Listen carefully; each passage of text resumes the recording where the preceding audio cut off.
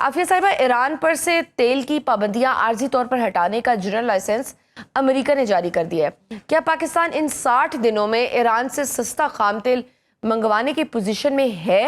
اور سپٹمبر 2026 تک پاکستانی عوام کے لیے پیٹرول اور ڈیزل کی قیمتوں میں فی لیٹر کتنی بڑی اور حقیقی کمی ممکن دکھائی دیتی ہے؟ بہت شکریہ آپ کا۔ سب سے پہلے تو میں یہ بتا دوں کہ جیسے آپ نے اپنے انٹروڈکشن میں خود ہی بتا دیا تھا کہ اگر ہم صرف ڈائریکٹلی خام تیل کو امپورٹ کرنے کی ڈائریکٹلی بات کریں ایران سے، تو وہ شاید ابھی جو ہے نا اتنا ہمارے لیے فائدہ مند نہیں ہوگا، کیونکہ ہماری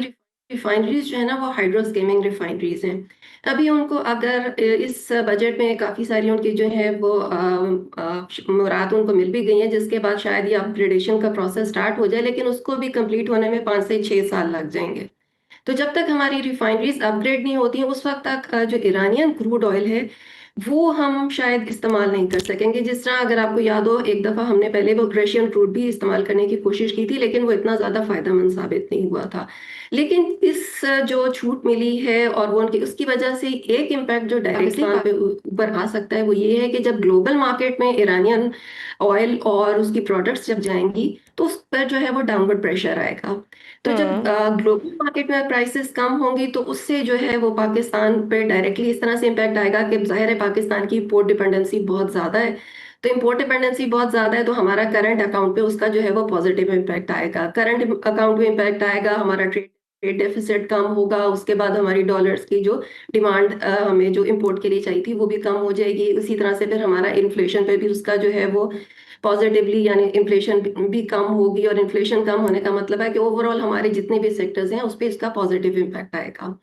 دوسری چیز جو پیٹرولیم، جہاں تک پیٹرولیم پروڈکٹس کی بات ہے، وہ ہم ایک چیز ہمیں یہ بھی ذہن میں رکھنی ہے کہ ایران کا کیونکہ بہت عرصے سے وہ سینکشنز تھیں، اور ان کی جو ریفائنریز ہیں نا کافی حد تک وہ بھی پرانی ریفائنریز ہیں، اور وہاں پہ بھی جو پروڈکٹس پروڈیوس ہوتی ہیں وہ یورو 5 یا یورو 4 سٹینڈرڈ کی نہیں ہے۔ کچھ انہوں نے اپ گریڈیشن کی ہے جس کے بعد ان کی پروڈکٹس جو ہیں وہ اس سٹینڈرڈ کی آ گئی ہیں۔ تو جو گلوبل مارکیٹ میں اگر ان کو جا کے کمپیٹ کرنا ہے تو انہوں نے اپنی ریفائنریز کو بھی جو ہے وہ اپ گریڈ کرنا ہے پاکستان کی طرح سے۔ جہاں تک بات ہے کہ ہم ڈائریکٹلی پروڈکٹس کو، ہاں ہم ڈائریکٹلی پروڈکٹس کو جو ہے وہ ایران سے امپورٹ کر سکتے ہیں، سستا امپورٹ کر سکتے ہیں، پرووائڈیڈ کہ وہ جو اپ گریڈڈ پروڈکٹس ہیں وہ ہمیں مل سکیں۔ جہاں تک وہ جو اسمگلڈ جو انفارمل ٹریڈ کی بات آپ نے بات کی کہ جو بلوچستان میں ہو رہا ہے، وہاں سے جو پروڈکٹس آ رہی ہیں نا اس کی کوالٹی، کیونکہ ابھی ہمیں صرف یہ نہیں دیکھنا کہ ہمیں ہمیں اپنی انوائرمنٹ کا فیکٹر بھی جو ہے ہم اس کو نظر انداز نہیں کر سکتے۔ تو اگر پاکستان نے کسی فارمل ٹریڈ کی طرف جانا ہے تو اس کو اپنے انوائرمنٹل جو فیکٹرز ہیں ان کو بھی کنسیڈر کرنا ہوگا۔ تو یعنی وہ والی پروڈکٹ امپورٹ کرے اگر وہ فارمل چینل کے تھرو کر رہا ہے جو یورو 5 کے سٹینڈرڈ کی ہوں۔ تو جب تک اگر تو وہ پروڈکٹس ایران کے ساتھ ہمارا معاہدہ ہو جاتا ہے کہ ہمیں وہ سٹینڈرڈ کی پروڈکٹس مل رہی ہیں، تو وہ پاکستان کے لیے بہت زیادہ فائدہ مند ہوگا کہ ہمیں ڈائریکٹلی بجائے اس کے کہ ہم وہ سنگاپور سے پروڈکٹس منگوائیں یا گلف کنٹریز سے منگوائیں، ہم ڈائریکٹلی وہ کراس بارڈر ایران سے امپورٹ کر سکتے ہیں پیٹرولیم پروڈکٹس کو۔ ٹھیک، اچھا سر، میم ٹیکنیکل اعتراض یہ بھی اٹھایا جاتا ہے کہ پاکستان کی موجودہ آئل ریفائنریز جیسے بائیکو، پاک عرب یا NRL بنیادی طور پر عرب لائٹ یا آپ کہہ لیں برنٹ کروڈ کے لیے ڈیزائن کی گئی ہیں، جبکہ ایرانی تیل وہ ہیوی کروڈ کی رینج میں آتا ہے۔ ایک انرجی ماہر کے طور پر بتائیے کہ کیا ہماری ریفائنریز بغیر کسی اپ گریڈیشن کے ایرانی کروڈ کو پروسیس کر سکتی ہے، یا ہمیں ایران سے صرف تیار شدہ ریفائنڈ پیٹرولیم مصنوعات ہی منگوانی پڑیں گی؟ نہیں، ابھی اگر ہم کریں گے نا تو اس میں جو ہے نا وہ سلفر کانٹینٹ کیونکہ ان کے آئل میں زیادہ ہے نا، تو وہ ہماری ریفائنریز کے لیے پاسبل نہیں ہے، اس میں ویسٹ بہت زیادہ ہے۔ تو بہتر جو وائبل جو آپشن جو یہی ہے کہ ہم ڈائریکٹلی پروڈکٹس کو منگوائیں۔ اگر امیڈیٹلی ہم نے جو ہے نا ایران کے ساتھ اگر کوئی ایگریمنٹ کرنا ہے تو وہ ہم پروڈکٹس کا کریں، ہم کروڈ کی بات نہ کریں، کیونکہ کروڈ کا میں جیسے آپ کو شروع میں بتایا کہ ہم ایک دفعہ وہ رشین کروڈ کے ساتھ بھی یہی والا ایکسپیریمنٹ کر چکے ہیں جو کہ ہمارے لیے پاسبل نہیں ہوا تھا۔ تو جب تک ہماری ریفائنریز اپ گریڈ نہیں ہو جاتی ہیں اس وقت تک ہمارے لیے ایرانین کروڈ جو ہے نا وہ وائبل آپشن نہیں ہے۔ صحیح۔ اور میم جو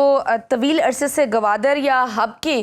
ساحل پٹی پر ایک mega Iran Pakistan joint venture refinery لگانے کی باتیں ہو رہی ہیں، اب جب پابندیاں عارضی طور پر ہٹ چکی ہیں، کیا حکومت کو ایران کے ساتھ مل کر ایک نئی ماڈرن ڈیپ کنورژن ریفائنری کا معاہدہ فوری سائن کر لینا چاہیے تاکہ مستقل بنیادوں پر सस्ता तेल रिफाइन हो सके?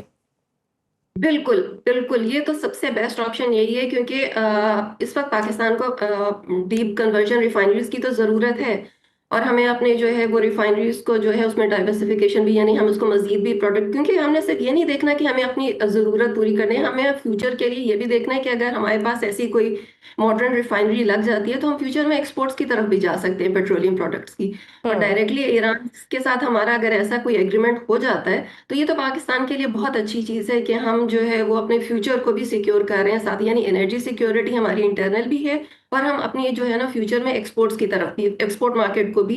एक्सपैंड कर रहे हैं, अपनी यानी पेट्रोलियम प्रोडक्ट्स को हम की एक्सपोर्ट्स की तरफ भी जा सकते हैं। और ऑब्वियसली इस सब में एक ही हमारा ऑब्जेक्टिव है कि अवाम के लिए सबसे बड़ा रिलीफ लाया जाए। अगर हम मैम फर्ज करें कि ईरान से खाम तेल या पेट्रोलियम मसनूआत 20 से 25% डिस्काउंट पर मिलती भी हैं, तो पेट्रोल पंप पर आम आदमी के लिए कीमत कितनी कम हो सकती है? और सबसे अहम बात यह है कि क्या हमारे यहाँ ट्रांसपोर्ट माफिया और मार्केट रिटेलर्स पेट्रोल सस्ता होने का फायदा आम अशिया खुर्दनोश की कीमतों में कमी की सूरत में आवाम तक मुंतकिल करेंगे, या ये मुनाफा फिर मिडल मैन खा जाएगा? इसका कोई मॉनिटरिंग मैकेनिज्म हमारे पास मौजूद है?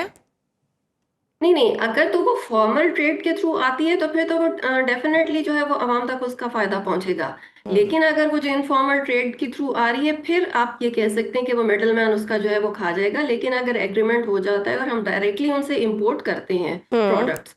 तो वो तो फिर थ्रू प्रॉपर चैनल आ रही है ना, तो वो तो डायरेक्टली उसका उतना ही इम्पैक्ट जो है वो आवाम तक कन्वर्ट होगा, क्योंकि वो तो प्राइसेस तो फिर गवर्नमेंट वो ऑगरा के थ्रू वो होके आनी है, प्रोसेस होके आनी है। लेकिन वो मैम इम्पैक्ट दूसरी नहीं सिचुएशन, वो आप तक पहुंचेगा उसका डायरेक्ट लेकिन हम इम्पैक्ट, अगर देखते वो हैं फॉर्मल रूट से आती हैं।